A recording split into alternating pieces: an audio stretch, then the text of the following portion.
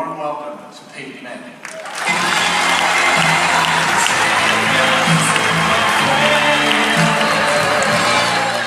If you're a casual football fan watching a Broncos game, you've probably wondered what that madman is doing, running up and down the line of scrimmage, throwing around a lot of crazy, strange hand gestures, and essentially changing the play, the line of scrimmage, right before the ball is snapped.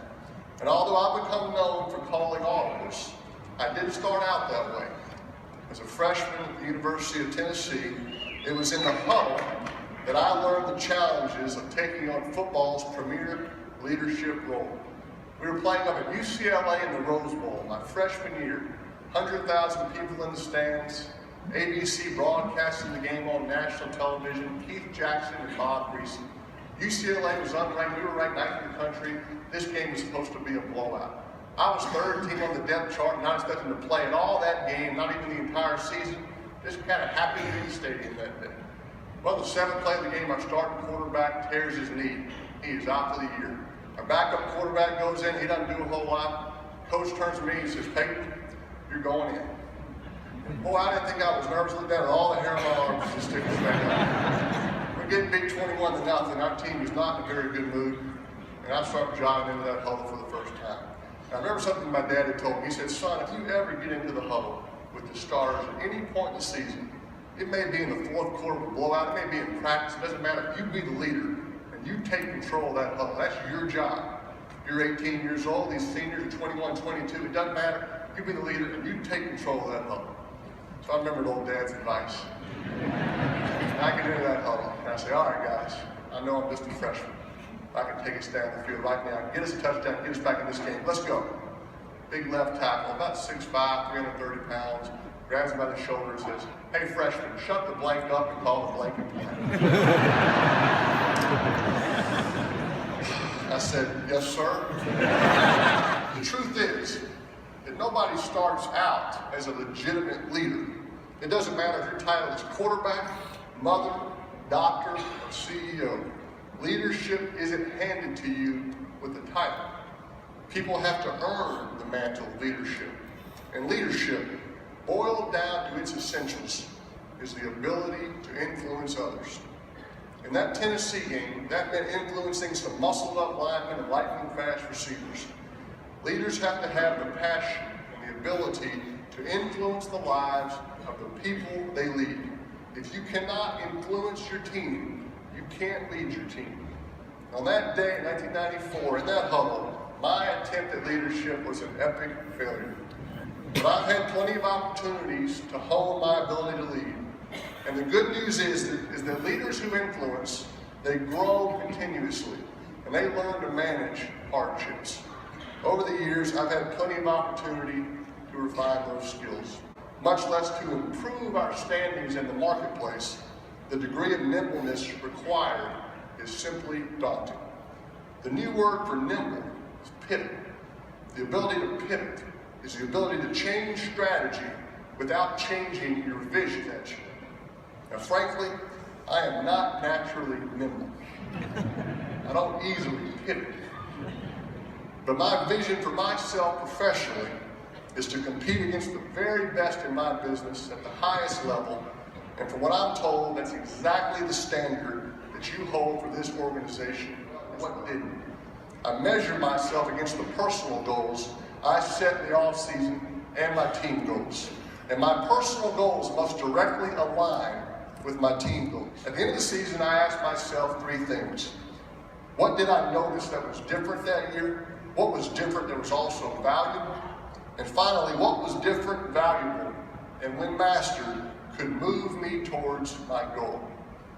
One year, the answer even surprised me. Our team's rookie draft choice that year walked up and was nice enough to share with me that he was only 4 years old when I was a senior at the University of Tennessee. He went on to say that he enjoyed watching me play over the years on ESPN Classic. I apologize if any of you had him on your fantasy team that year. He didn't have any catches.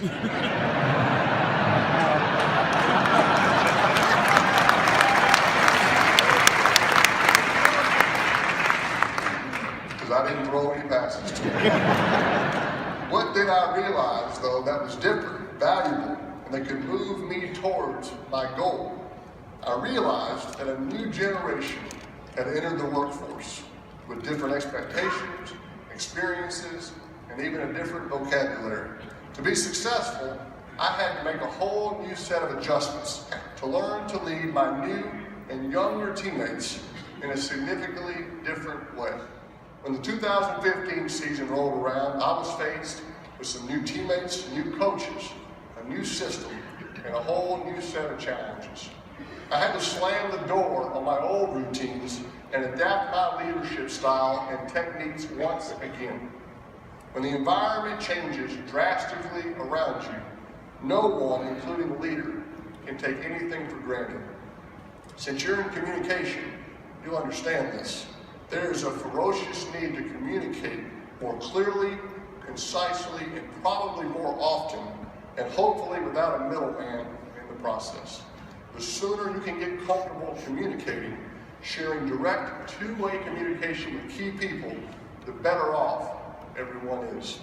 Now that may sound obvious, but when there's a tectonic shift like the one that I experienced, people in charge are regularly straddling management of their view world with communicating critical nuances.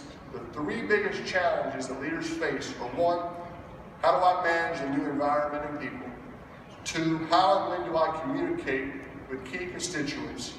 And three, what do we have to do to resume business as usual as quickly as possible? Oh, and how does a leader do all three simultaneously when each requires an inordinate amount of time, energy, and finesse? That will challenge any leader's mettle. When you're in a system for a long time, you master that system. In the past, I could throw certain passes with my eyes closed because I knew exactly who was going to be open and where they were going to be based on that defense. But that was not a given anymore. This was a different system, and together with my physical limitations, I had to shift my emphasis to being a good teammate in an entirely different way. I wasn't stubborn. I never pretended that I was going to make the 55-yard throws that I had made with ease in the past. I was trying to make the best of it where I was physically helping the team in many different ways. And I had to rely on mental diligence.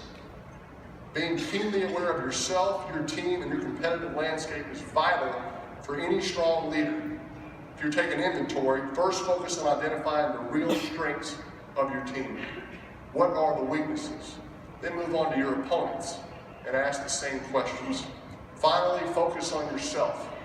I had to look myself in the mirror and ask, what are the things that I still do well? What are the things that I have to do to help us win this game? And what are the things that maybe I'm not as good at anymore? I'm going to keep myself out of those situations. So it goes back to that honest communication with everyone around you, including yourself. As a leader, you have to be all in or all out. I never said I'm out for the season, never once in private that I would never play again. I took on my new challenges 1 week at a time. My job each week was to do certain things. I had to first focus on small goals that would help me get to the large. Leading by example isn't the main tool to influence others. It's the only thing. When my teammates saw me pushing through excruciating rehab, when I had to sit out of the game because of an injury, but they saw me in team meetings taking notes, even though I wasn't going to play in that game, they saw me in the weight room getting stronger every repetition. That set a standard of expectation for everyone, and they rallied behind me. No one is ever too old or too high up to need the encouragement of their peers. My teammates had my back, and I was fortunate to have a father who was a quarterback right there in my own house.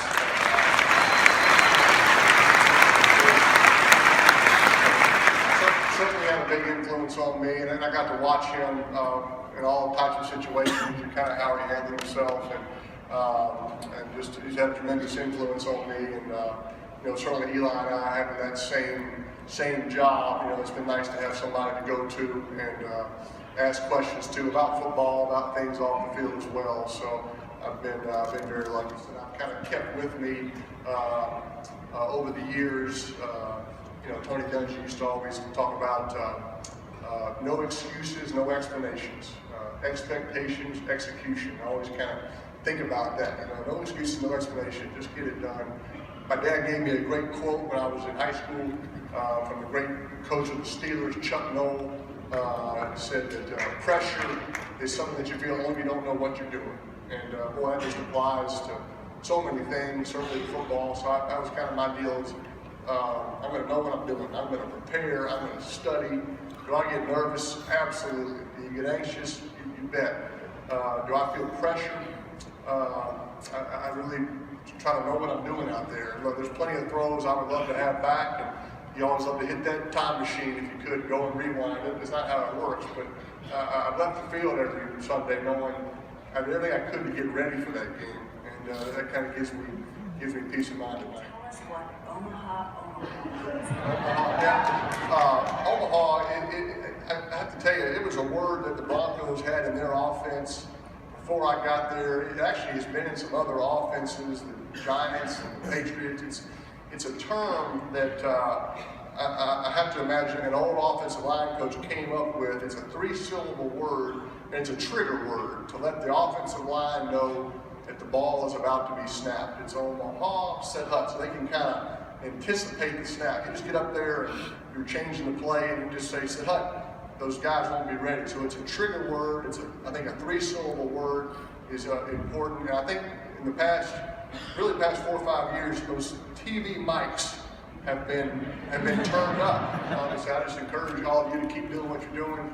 I just have great respect and really amazement for the work that you're doing. It's affected me personally in my professional career, and I've seen it firsthand with the hospitals that I've been involved with and visited over the years. And so just keep at it, keep working, and keep doing whatever you can to help save people's lives. And we really need it. So thank y'all very much for having me.